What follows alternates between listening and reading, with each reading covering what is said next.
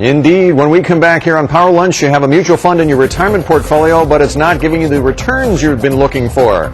Sharon Epperson will show us how to tell when to weather the storm with a fund or when to start giving it its walking papers. That when Power Lunch continues.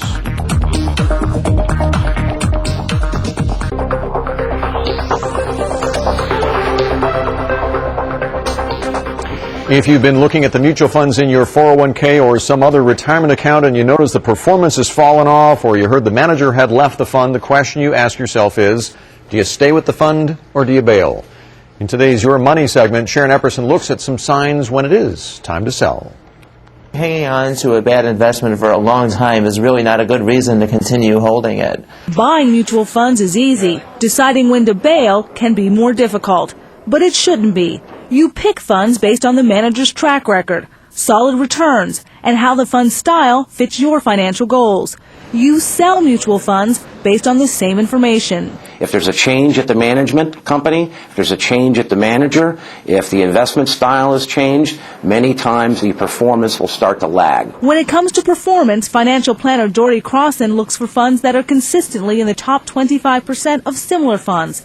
If your fund falls below that threshold for a year or more, he says dump it. If you see a fund underperform for 1 or 2 quarters, that's not reason enough just to sell a fund. You would want a little longer term perspective, assuming that the manager was still in place, the management team was in place, and they were still following the same investment philosophy. Even if the manager's philosophy is the same as when you bought the fund, your investment philosophy may not be. If your financial goals have changed, you may need to sell. If those tuition bills are starting to come due, you might not want to own that aggressive growth fund anymore. Once you've made the decision to unload a fund, selling shares can be a sticky situation.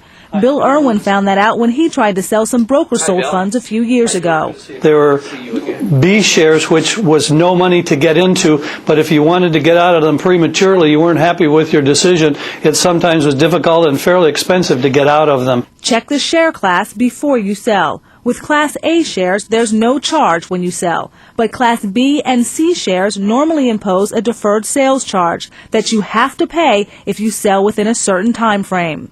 The surrender charge usually decreases over time, so you may want to wait a little longer before bailing out.